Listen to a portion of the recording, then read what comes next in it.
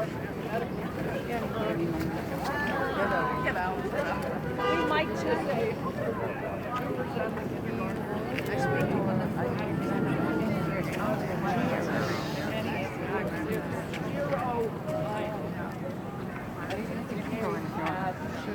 You ain't hear nothing.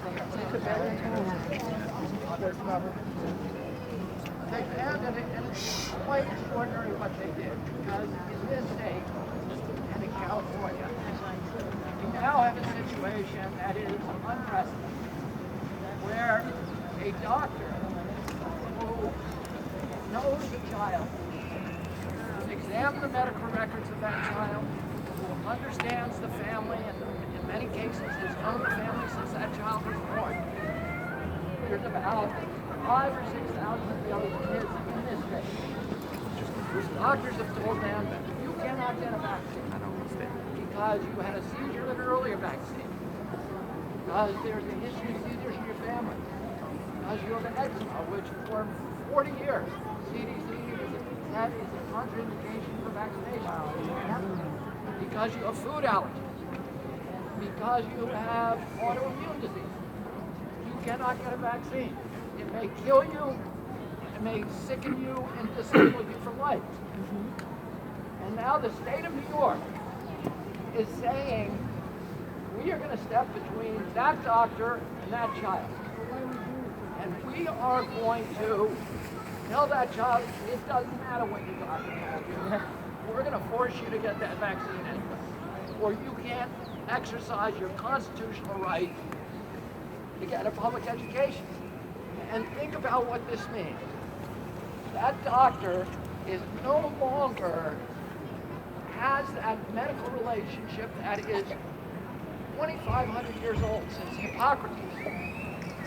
The relationship between a doctor and a patient has always meant that the doctor will act for the good and on behalf of that patient. You can share with him things in secret. The law recognizes this. There's a privilege. And we want people to have that relationship and trust their doctor. And now that 500-year-old relationship has been disrupted. That doctor is no longer the agent for that child.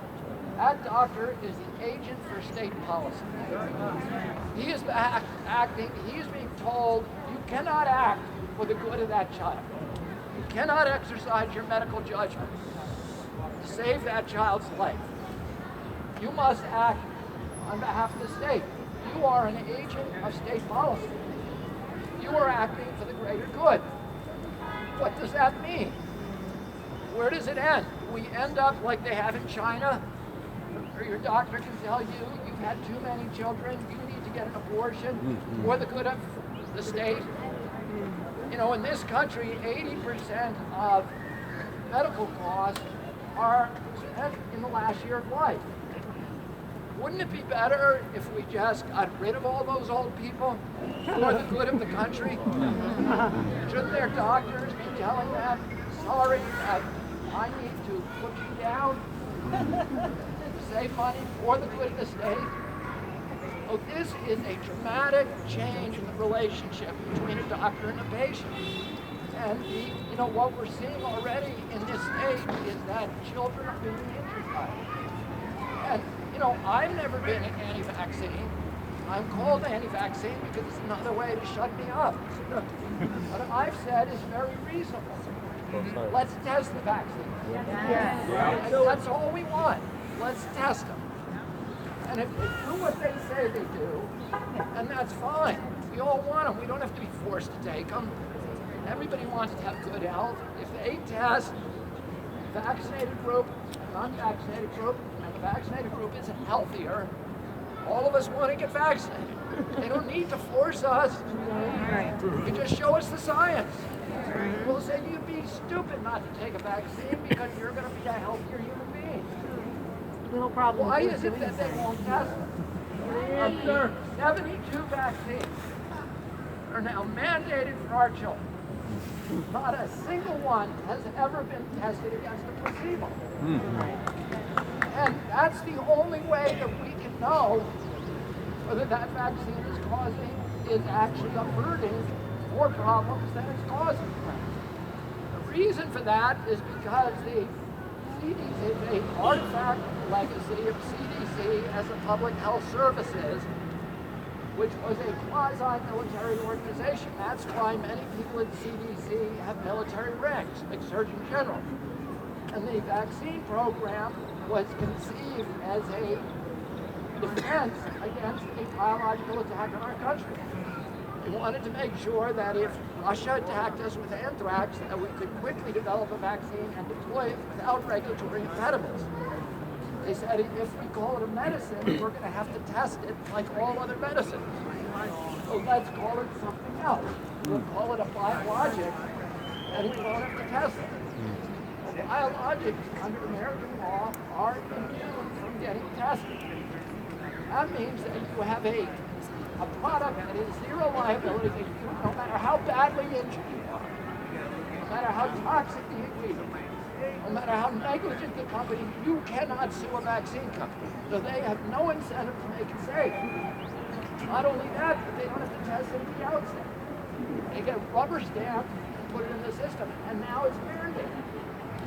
Well, how did we, in the United States of America, get into a position where, and the Democratic Party, who believes that it's okay to force coercively American citizens to undergo a medical procedure with untested medicine for which there is no incentive for that company to make it safe. And that's where we are in our country, and it's the Democratic Party. Now, my party that I grew up in, that I love, that is doing, it's kind of a mass psychosis that we're seeing. Corporatocracy. The Democrats are supposed to be listening to women, right? Didn't we all agree on that? And why is it now that they're saying, well, in this case, the women are just wrong? There's 250,000 women in this country who say, I was pro-vaccine. I gave that vaccine like you told me, my child, and my child disappeared 2 months later. You know, I grew up in a world where that didn't happen. Nobody was ever scared that their child, a perfectly normal child who exceeded all milestones, was suddenly going to become mentally retarded when they're 2 years old or 18 months old. That never happened. I grew up on the cutting edge of intellectual disability. My family started Special Olympics. I was working at Special Olympics when I was 8 years old. We never saw a kid with true autism. We never saw it. They say today, oh, it's always been with us. That's what they have to say, because if they didn't say that, then they'd have to say something's causing it, and we better start looking at what it is. It's got to be an environmental toxin, and we have to look for it. So now they'll tell you, well, you know, it's probably always been always been with us. If it's always been with us, where are all the 65-year-old people with autism? Right. With helmets on and diapers and nonverbals walking around the mall. Right. They're not seeing them. Right. It's just our children. So you're asking what we do. All I can tell you is all of the institutions in our society that were constructed to protect a little child, an innocent, vulnerable little child, from a greedy corporation have been completely neutralized. Right. The Congress is taking more money, double the money from vaccine makers that it takes from any other industry, which is oil and gas is the next biggest. Of oil and gas, 4 times defense and aerospace. The regulatory agencies, CDC and FDA, are captive agencies. They are sock puppets for the industry that they're supposed to regulate. Yes. They are vaccine companies. They are. And CDC They have has the an patents. $11.5 billion budget. $5 billion of that is buying and distributing vaccines. And the tail has wagged the dog. How can a regulatory agency, they own vaccine patents. Yes.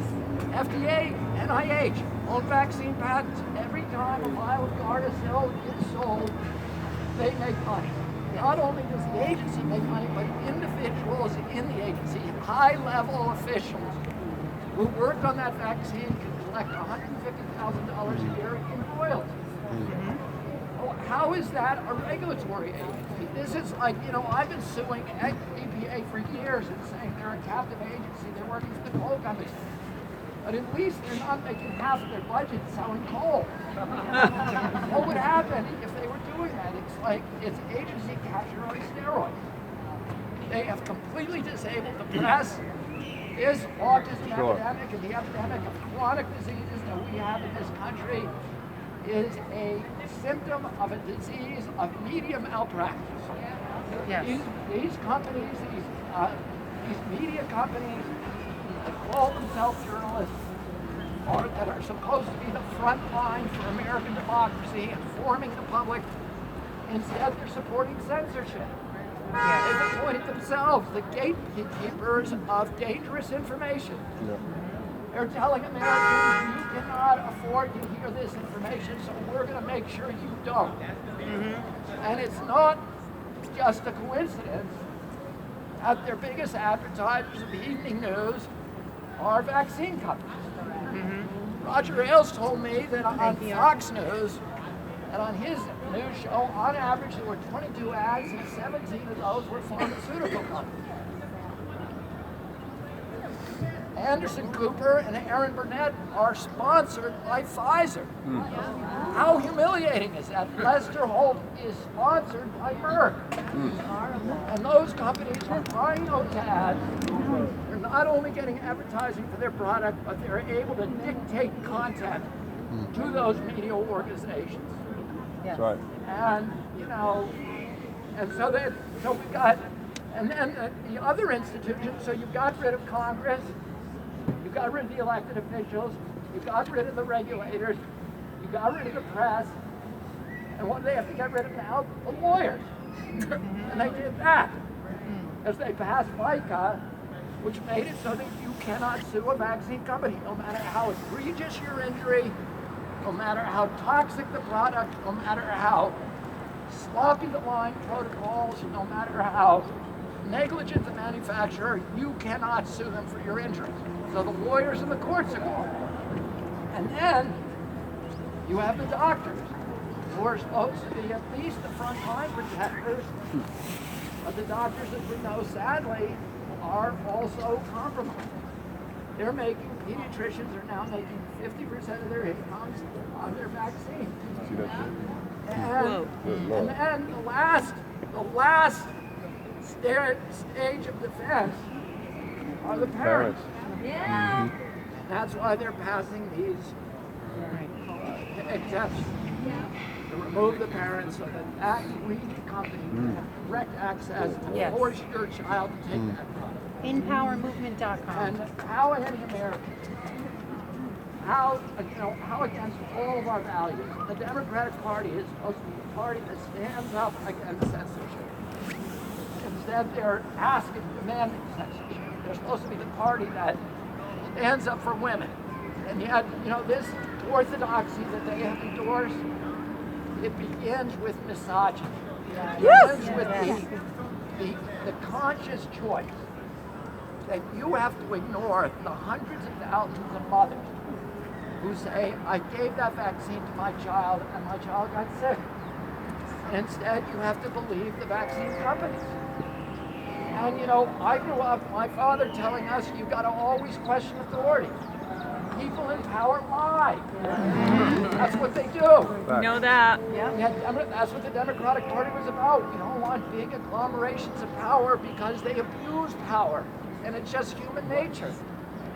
And it's, you know, and it's not something that we should consider unusual.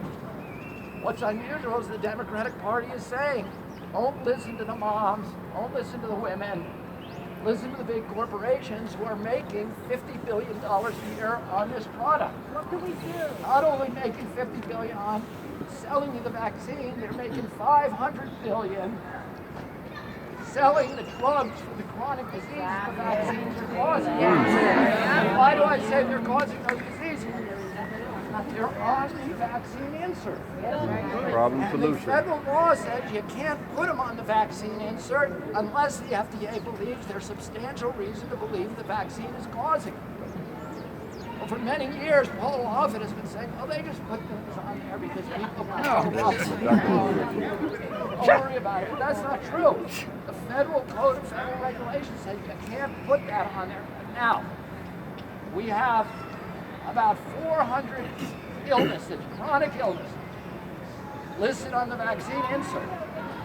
And we have a whole bunch of chronic illnesses that began in 1989. The allergic, the neurodevelopmental illnesses, ADD, ADHD, speech delay, language delay, TIC, ASD, autism, Tourette's syndrome. We have the autoimmune diseases like rheumatoid arthritis, diabetes, lupus, etc., myelating diseases. We have the allergic disease like food allergies, peanut allergy.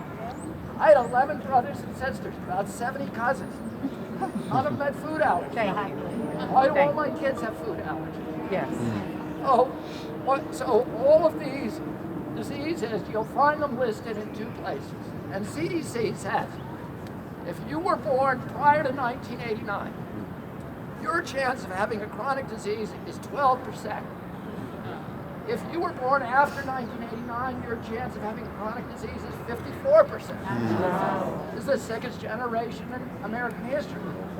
And if you list all of those diseases, those chronic diseases, there's two lists that you'll find them on.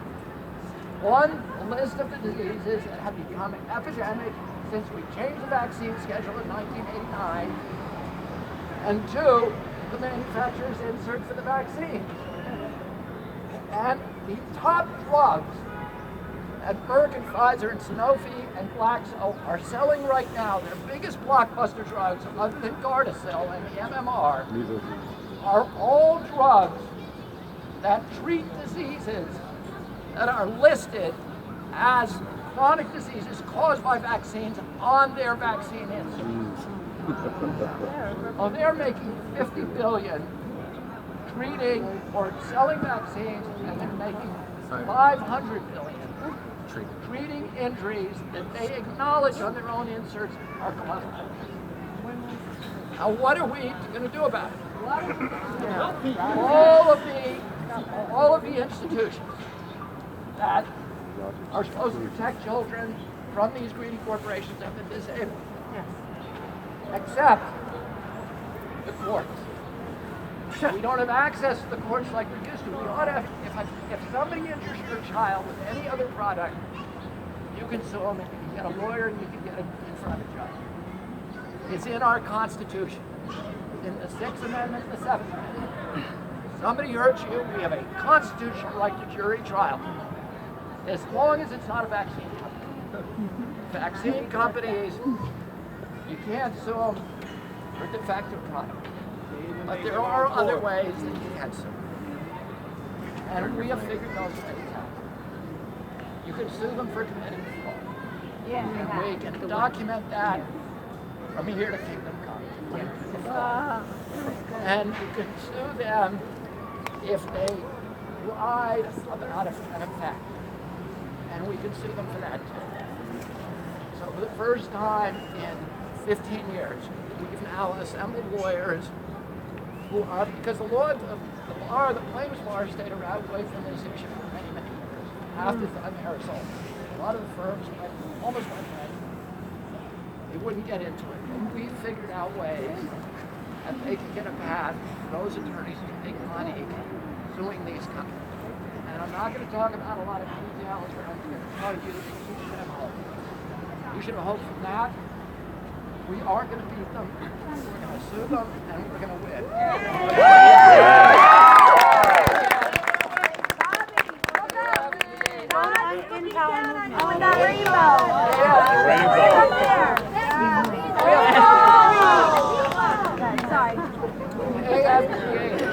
A structure built upon fraud, upon fraud, upon fraud, upon fraud. And it's so high and it's so unwieldy.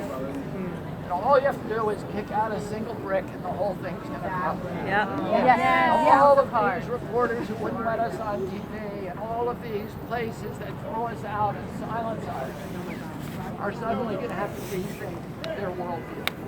and maybe it will end up doing something for our democracy and for generations of children. You cannot trust corporations to run this country. Thank you. Thank you. Corporations Photograph the are a great rainbow. thing. Allow big conglomerations of wealth and get people to risk it and improve our economy. They should not be running our country because corporations are not big. They don't act on behalf of us. They don't act on behalf of the health of our children. They act, make them their shareholders and we need to understand that, and that's okay. It's not okay if they're running our government. No. And that's what they're doing today. And we need to take the government away from them, and we are going to do that. And we're going to do it through the courts, and we're going to do it on the streets. That's right. We can't do it, and we have none of the institutions that are supposed to protect us. We have people. We have God. We are growing, and this movement is growing.